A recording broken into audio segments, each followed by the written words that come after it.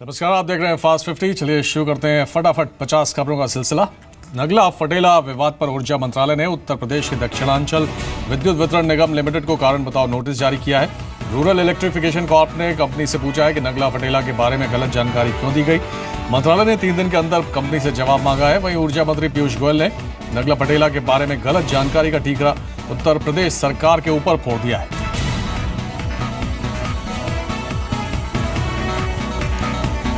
हमारे साथ बात करने के लिए पावर मिनिस्टर पीयूष गोयल हैं। सर, कंट्रोवर्सी की मेन वजह क्या थी और जितना मेहनत रूरल इलेक्ट्रिफिकेशन को लेकर आज भी आपने बताया कि कैसे आरईसी ने काम किया है, तो आखिर वजह क्या थी जिसकी वजह से कंट्रोवर्सी की? मैं समझता हूँ कंट्रोवर्सी तो हमारी तरफ से तो कोई थी नहीं। हमारा काम तो एकदम स्पष्ट है, पारदर्शी है। हमने तो राज्य सरकारों से रिपोर्ट ली। हमें उत्तर प्रदेश की राज्य सरकार ने पूरी डीपीआर भेजी है। मेरे मंत्री बनने के पहले नवंबर 2013 में डीपीआर आई। कमेटी ने कंफर्म किया, चीफ सेक्रेटरी ऑफ यूपी की लेवल की कमेटी ने कंफर्म किया कि ये नगला फटेला गांव में बिजली नहीं है, विद्युतीकरण नहीं हुआ है, जिसको अनइलेक्ट्रिफाइड विलेज कहते हैं। फिर आरईसी ने फंड सैंक्शन किए उनके दरख्वास्त पे। दिसंबर 2014 और मार्च 2015 तक राज्य सरकार की चिट्ठियां हैं हमारे पास, जो मैंने आज जनता के समक्ष रखी, क्योंकि एक अननेसेसरी गलत अफवाहें फैलाने की कोशिश की गई कुछ राज्य के अधिकारियों द्वारा कि कैसे हमें लिख के दिया गया एज रिसेंटली एज अप्रैल 2015 में कि ये गांव अनइलेक्ट्रिफाइड है।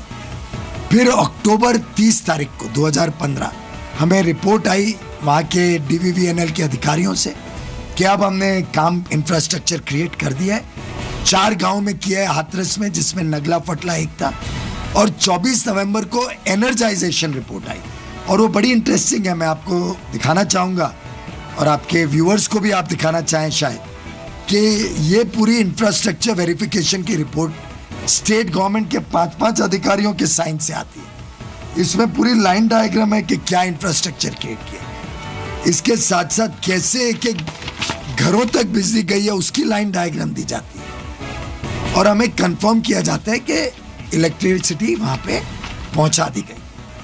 केंद्र सरकार तो बिजली नहीं पहुंचा सकती। इंफ्रास्ट्रक्चर भी स्टेट को हम पैसे देते हैं, वो क्रिएट करके हमें रिपोर्ट देती है, जो रिपोर्ट आपके सामने।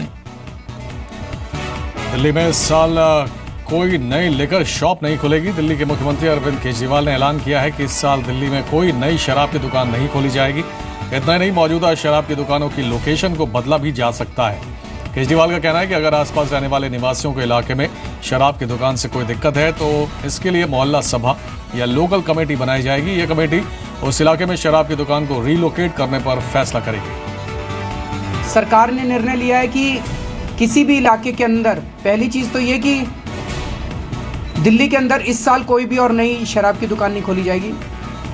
दूसरी ये कि जो एग्जिस्टिंग शराब की दुकानें, अगर उससे उस एरिया के लोग दुखी हैं तो वहाँ पे मोहल्ला सभा, लोगों की सभा करके, लोगों की सभा में अगर प्रस्ताव पारित हो गया 2/3 मेजॉरिटी से, तो उस दुकान को वहाँ बंद करना होगा और वो नई जगह शिफ्ट होगी। शिफ्टिंग हो सकती है दुकान की। मनी लॉन्ड्रिंग मामले में बैंक डिफॉल्टर विजय माल्या की मुश्किलें बढ़ सकती हैं। एनफोर्समेंट डायरेक्टरेट ने माल्या के खिलाफ मनी लॉन्ड्रिंग मामले में जांच का दायरा बढ़ा दिया है। ईडी अब माल्या से बैंकों से लिए लोन की भी जांच करेगी। माल्या ने बैंकों के कंसोर्शियम से 6,000 करोड़ से ज्यादा का लोन लिया था। हाल ही में इस मामले की जांच सीबीआई को सौंपी गई। ईडी इस मामले में माल्या की प्रॉपर्टी जब्त करने के लिए भी कमर कस चुकी है। कश्मीर पर बीजेपी सांसद निशिकांत दुबे ने बड़ा बयान दिया है। झारखंड के गोड्डा से बीजेपी सांसद निशिकांत दुबे के मुताबिक संविधान के तहत लोकसभा में 550 सीटें किए जाने का प्रावधान है, लिहाजा पाकिस्तान अधिकृत कश्मीर से भी 5 लोकसभा सीटों का ऐलान होना चाहिए। बीजेपी सांसद ने इसके लिए बिल लाने की मांग की है। कश्मीर, बलूचिस्तान, गिलगिट पर हाल के दिनों में भारत ने अपना रुख खड़ा कर लिया है। इससे पहले प्रधानमंत्री नरेंद्र मोदी ने भी लाल किले की प्राचीर से बलूचिस्तान का जिक्र किया था। मुंबई हमले के मास्टरमाइंड आतंकी हाफिज सईद ने कश्मीर और अब भारत के खिलाफ फिर जहर उगला है। आतंकी हाफिज सईद ने पाकिस्तान के आर्मी चीफ राहिल शरीफ से कहा है कि वो कश्मीर में सेना भेजें। कराची में डिफेंस काउंसिल की मीटिंग के दौरान हाफिज ने कहा कि वक्त आ गया है कि पाकिस्तानी सेना मोहम्मद अली जिन्ना के आदेश का पालन करे। मंगलवार को पाकिस्तान के पीएम नवाज शरीफ ने भी कहा था कि उनकी सरकार कश्मीरियों को नैतिक और राजनीतिक समर्थन देती रहेगी।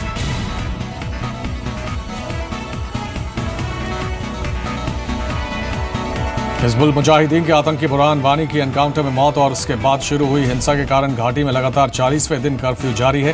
हिंसा की वजह से गर्मी की छुट्टियों में बंद हुए स्कूल अब तक खोले नहीं गए हैं। बच्चे स्कूल न जाने को मजबूर हैं। ऐसे में श्रीनगर के खानियार इलाके के लोगों ने बच्चों के लिए अस्थायी स्कूल शुरू किए हैं। यहाँ नर्सरी से 12वीं तक के बच्चों को पढ़ाया जा रहा है। इलाके के पढ़े लिखे लोग यहाँ बच्चों को फ्री में पढ़ा रहे हैं।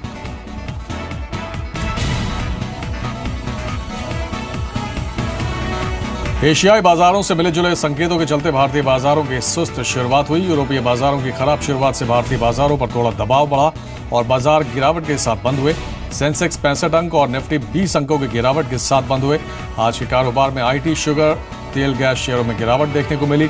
वहीं मेटल, ऑटो, हेल्थ केयर कंपनियों के शेयरों में खरीदारी रही।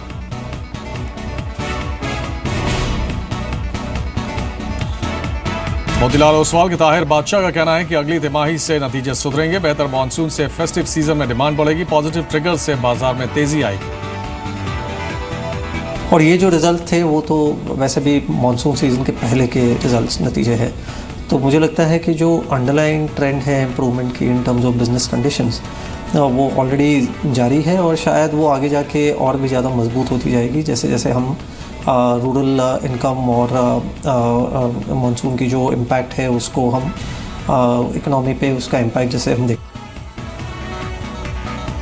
सरकार कोल इंडिया में छोटी हिस्सेदारी बेचने पर विचार कर रही है। वित्त मंत्रालय के सूत्रों से मिली जानकारी के मुताबिक 358 रुपए प्रति शेयर पर हिस्सा बिक सकता है। कोल इंडिया में हिस्सा बिक्री पर जनवरी-मार्च में विचार किया जा सकता है।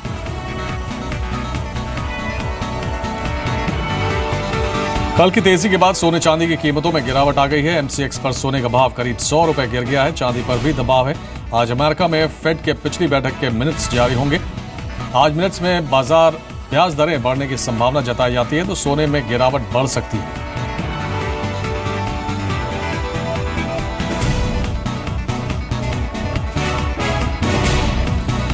पांच हफ्ते की ऊंचाई से क्रूड फिसल गया है। WTI क्रूड का भाव $45.5 प्रति बैरल के करीब पहुंच गया है। ब्रेंट क्रूड का भाव $48 प्रति बैरल के ऊपर है। फिलहाल WTI और ब्रेंट में करीब 0.50% की गिरावट है। BNP का कहना है कि बाजार को तेल उत्पादकों से उत्पादन में कटौती की उम्मीद कम है। अगले महीने ओपेक और नॉन ओपेक देशों की बैठक है।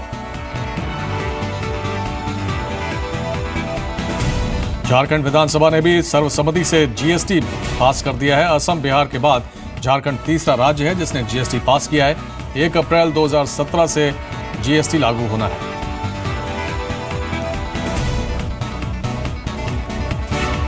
यूनिटेक बिल्डर को सुप्रीम कोर्ट से बड़ा झटका लगा है। सुप्रीम कोर्ट ने कड़ी टिप्पणी करते हुए कहा है कि उन्हें निवेशकों के लिए गहरा दुख है। सुप्रीम कोर्ट ने गुड़गांव के सेक्टर 70 की विस्ता सोसाइटी में ग्राहकों को फ्लैट देने में देरी के मामले में कंपनी को 15 करोड़ रुपए जमा करने का आदेश दिया है। इसके साथ ही सुप्रीम कोर्ट ने कंपनी से यह भी कहा है कि 2 हफ्ते में 5 करोड़ जमा कराएं, जबकि बाकी के 10 करोड़ रुपए सितंबर तक जमा कराएं। इसके अलावा कोर्ट ने कहा कि जो ग्राहक पैसा चाहें उन्हें वापस किया जाए। नेटवर्क इक्विपमेंट्स बनाने वाली दुनिया की बड़ी कंपनियों में शुमार सिस्को सिस्टम जल्द ही 14,000 वर्कर्स की छंटनी कर सकती है। ये कंपनी के ग्लोबल वर्कफोर्स का करीब 20% है। टेक्नोलॉजी न्यूज साइट CRN ने सोर्सेज के हवाले से यह खबर दी है। माइक्रोसॉफ्ट और HP जैसी बड़ी कंपनियां पहले ही छंटनी का ऐलान कर चुकी हैं। खबरों के मुताबिक कैलिफोर्निया के सैन जॉस की कंपनी सिस्को अगले कुछ हफ्तों में ही इस छंटनी का ऐलान कर सकती है। टैक्सी एग्रीगेटर ओला में बड़ी छटनी हुई है। ओला ने टैक्सी फॉर शो कारोबार को बंद करके 700 कर्मचारियों को नौकरी से निकाल दिया है। इस छटनी से ओला को हर महीने करीब 30 करोड़ रुपए की बचत होगी। सूत्रों के मुताबिक जिन कर्मचारियों को निकाला जा रहा है उन्हें 3 महीने की सैलरी दी जाएगी। ओला ने उबर को टक्कर देने के लिए 1.5 साल पहले टैक्सी फॉर श्योर को $20 करोड़ यानी करीब 1300 करोड़ में खरीदा था। टेलीकॉम रेगुलेटर ट्राई के चेयरमैन आर एस शर्मा का कहना है कि पॉइंट ऑफ इंटरकनेक्शन के मामले पर रिलायंस जियो से उन्हें कोई चिट्ठी नहीं मिली है। अगर उन्हें इस बारे में कोई चिट्ठी मिलेगी तो वो इस समस्या का समाधान जरूर निकालेंगे। आपको बता दें कि रिलायंस जियो ने टेलीकॉम कंपनियों के साथ झगड़े को लेकर दूरसंचार विभाग और ट्राई को चिट्ठी लिखी है, जिसमें एयरटेल, वोडाफोन और आइडिया के खिलाफ कार्रवाई करने के लिए कहा गया है।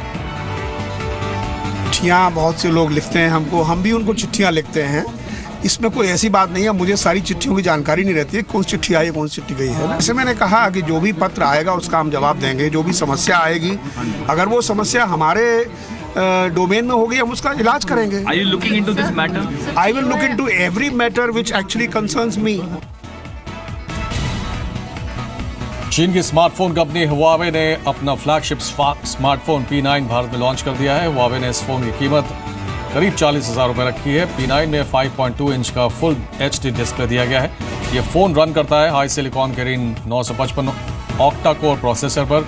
इस फोन में 3 GB रैम और 32 GB इंटरनल मेमोरी दी गई है, जिससे 128 GB तक बढ़ाया जा सकता है। इस फोन का सिग्नेचर फीचर है, इसमें लगा लीका का 12 मेगापिक्सल ड्यूअल कैमरा, जो आपको बेहतरीन पिक्चर क्वालिटी देता है। सरकार लाइव स्टॉक इंश्योरेंस प्रीमियम को घटाने पर विचार कर रही है। ज्यादा से ज्यादा किसान गाय भैंसों का इंश्योरेंस कराएं। इसके लिए सरकार ऐसे पशुओं का इंश्योरेंस प्रीमियम 1% तक लाने के लिए इंश्योरेंस कंपनियों से बात कर रही है। ये premium live stock insurance scheme के तहत दिया जाएगा।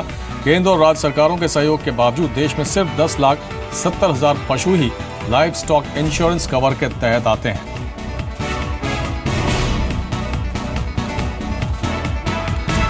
रिलायंस ब्रांड्स ने एम्स्टरडैम के fashion brand Scotch and Soda के साथ करार किया है। Long term master franchise agreement के तहत रिलायंस ब्रांड्स 2017 तक सभी बड़े शहरों में स्कॉच एंड सोडा स्टोर खोलेगी। इस करार के तहत रिलायंस ब्रांड्स अपने सभी सेल्स चैनल्स पर स्कॉच एंड सोडा के मेंस वियर, वुमेन्स वियर और चिल्ड्रन वियर प्रोडक्ट्स बेचेगी। भविष्य में रिलायंस स्कॉच एंड सोडा के प्रोडक्ट्स को ई-कॉमर्स प्लेटफॉर्म पर भी बेचा जाएगा।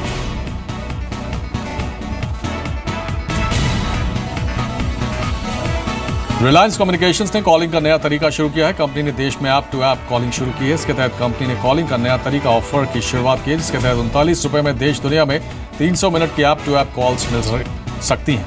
ऐप टू ऐप कॉलिंग में बेहतरीन HD वॉइस क्वालिटी मिलती है। ये ऑफर मौजूदा और नए ग्राहक दोनों के लिए है। इस ऑफर के जरिए आरकॉम के ग्राहक दुनिया भर में WhatsApp, Jio chat, Facebook Messenger, Skype, Google Hangout और वाइबर जैसे पॉपुलर डेटाबेस्ड ऐप्स के जरिए कॉल कर सकते हैं।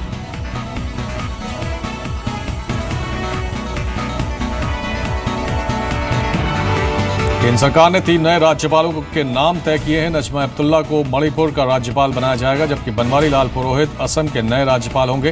दिल्ली की बीजेपी के वरिष्ठ नेता जगदीश मुखी को अंडमान का उपराज्यपाल बनाया जाएगा।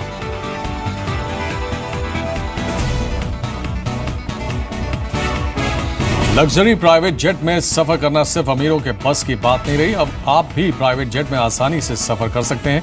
जी हाँ, कई कॉर्पोरेट्स अपनी मीटिंग्स के लिए प्राइवेट जेट बुक करते हैं। ऐसे में दूसरी तरफ से अगर जेट खाली वापस आ रहा हो तो आप उसे अपने और अपने दोस्तों के लिए कम कीमत में बुक कर सकते हैं।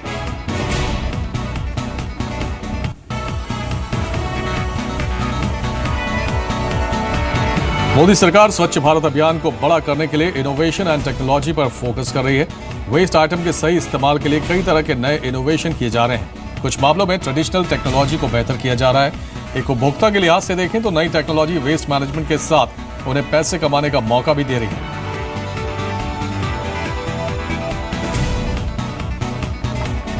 जन्माष्टमी के मौके पर होने वाले दही हांडी के उत्सव को लेकर आज सुप्रीम कोर्ट ने अपना फैसला सुना दिया है। सुप्रीम कोर्ट ने बॉम्बे हाई कोर्ट के फैसले को बरकरार रखते हुए कहा कि 18 साल से कम उम्र के बच्चे दही हांडी में हिस्सा नहीं ले सकते। महाराष्ट्र सरकार की याचिका पर सुनवाई करते हुए अदालत ने कहा कि मानव पिरामिड की ऊंचाई 20 फीट से अधिक नहीं होगी।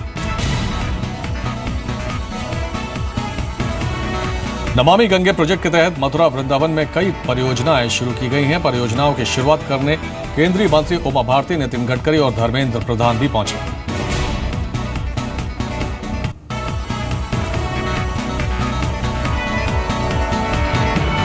मुंबई में राजभवन के ठीक नीचे एक लंबी चौड़ी सुरंग मिली है। ब्रिटिश जमाने की यह सुरंग 150 मीटर लंबी और 12 फीट ऊंची है।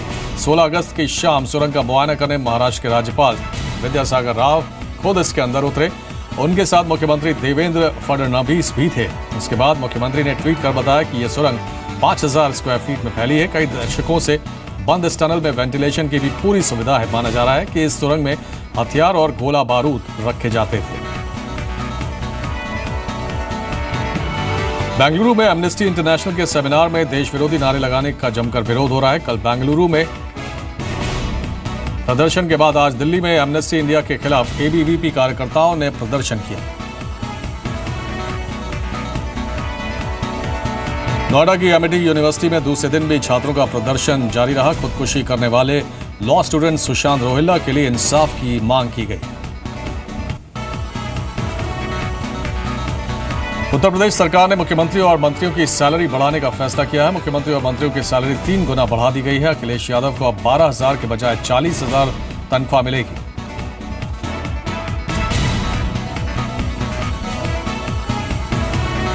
चाचा शिवपाल यादव और भतीजे अखिलेश यादव के बीच विवाद खत्म होने का नाम नहीं ले रहा। आज यूपी कैबिनेट की बैठक में शिवपाल यादव शामिल नहीं हुए, लेकिन नाराजगी की खबर से शिवपाल ने इनकार किया। शिवपाल का कहना है कि उनका मुरादाबाद में पहले से ही तय कार्यक्रम था।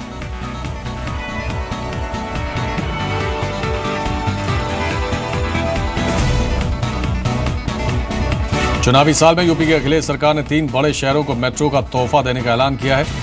आज अखिलेश कैबिनेट की बैठक में इलाहाबाद, कानपुर और वाराणसी में मेट्रो रेल के प्रस्ताव को मंजूरी दी गई। यूपी सरकार पहले ही लखनऊ, नोएडा और ग्रेटर नोएडा में मेट्रो प्रोजेक्ट पर काम कर रही है। अखिलेश सरकार के इस फैसले को यूपी चुनाव के मद्देनजर भी देखा जा रहा है। यूपी में इंटर पास छात्राओं को दिए गए 30-30 हजार के चेक बांटे गए हैं। कन्या विद्याधन योजना के तहत करीब 1 लाख लड़कियों को यह इनाम मिला है।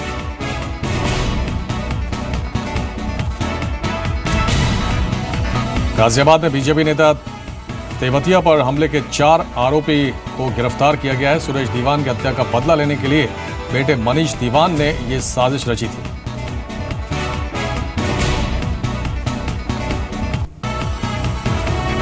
यूपी के कैबिनेट मंत्री आजम खान ने बलात्कारियों को शरिया कानून के मुताबिक पत्थर मारकर मौत के घाट उतारने की वकालत की है। इससे पहले आजम खान ने बुलंदशहर गैंगरेप पर अखिलेश सरकार का बचाव करते हुए कहा था कि यह घटना यूपी सरकार को बदनाम करने की साजिश है।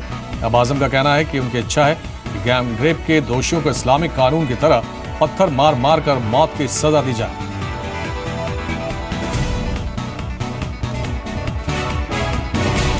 महाराष्ट्र के सतारा जिले में अरेस्ट हुए डॉक्टर डेथ यानी डॉक्टर संतोष पाल के बारे में एक और चौंकाने वाला खुलासा हुआ है। अभी तक की जांच में पता चला है कि डॉक्टर संतोष पाल 10 लोगों की हत्या कर चुका है। आगे की जांच में मर्डर्स का यह आंकड़ा और भी बढ़ सकता है। ऐसी आशंका इसलिए है क्योंकि डॉक्टर संतोष की अरेस्टिंग के बाद से 4 और लोगों के गायब होने की शिकायत पुलिस के पास आई है। ये शिकायत गायब हुए लोगों के रिश्तेदारों ने दर्ज कराई है।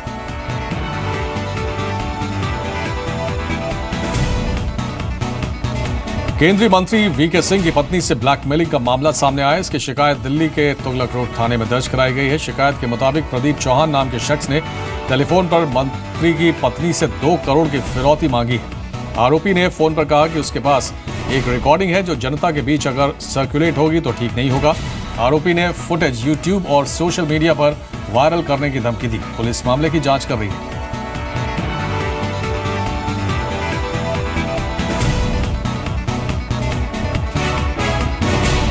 मुंबई में एक मॉडल ने जमकर ड्रामा किया। पुलिस ने मॉडल को अपने ही फ्लैट में जाने से रोका था। इस मॉडल ने अपने बॉयफ्रेंड पर उत्पीड़न का आरोप लगाया था।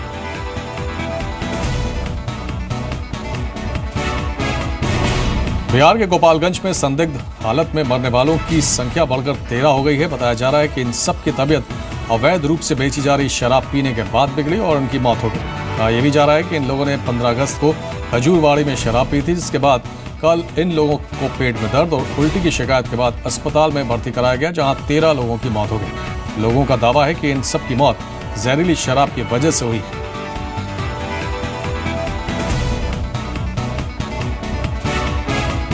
महाराष्ट्र के कर्जत में एनसीपी के एमएलए सुरेश लाड की दादागिरी का एक वीडियो सामने आया है। इस वीडियो में एनसीपी विधायक डीसी को थप्पड़ मारते हुए दिखाई दे रहे हैं और ये सब कुछ हुआ रायगढ़ जिले के डीसी ऑफिस में। आरोप है कि सुरेश लाड अपने समर्थकों समेत डीसी ऑफिस पहुंचे और डीसी के साथ गाली गलौज करने लगे और इसके बाद उन्होंने थप्पड़ जड़ दिया। ये पूरा मामला डीसी ऑफिस का है।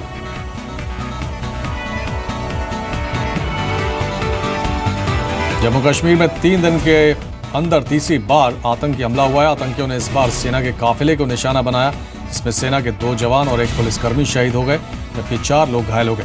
हमला सुबह करीब 3:30 बजे हुआ। वारदात के बाद आतंकी फरार हो गए, जिनकी तलाश के लिए इलाके में सर्च ऑपरेशन जारी है।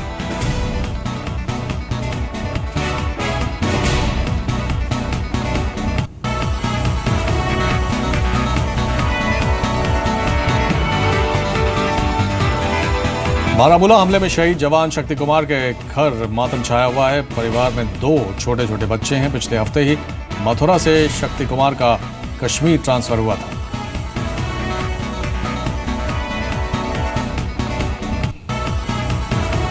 रियो डी जेनेरो में सड़क हादसे में गंभीर रूप से घायल हुए जर्मनी के कैनोई टीम के कोच स्टीफन हेंज की मौत हो गई। स्टीफन हेंज की कार पिछले हफ्ते हादसे का शिकार हो गई थी।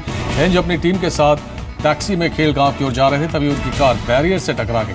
हादसे में हेंज के साथी को मामूली चोट लगी, लेकिन हेंज हादसे के दिन से ही आईसीयू में भर्ती थे। कोच की मौत के बाद रियो में खेल गांव में जर्मनी के झंडे झुका दिए गए।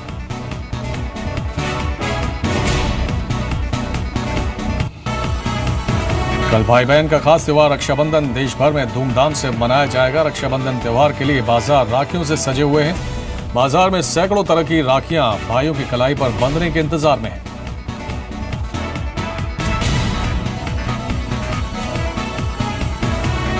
अमेरिका के लास वेगास में रिवियरा होटल और कैसीनो को विस्फोटकों की मदद से गिरा दिया गया। 60 साल पुराने इस होटल को गिराए जाने के बाद पूरे इलाके में धूल और धुएं का गुबार छा गया।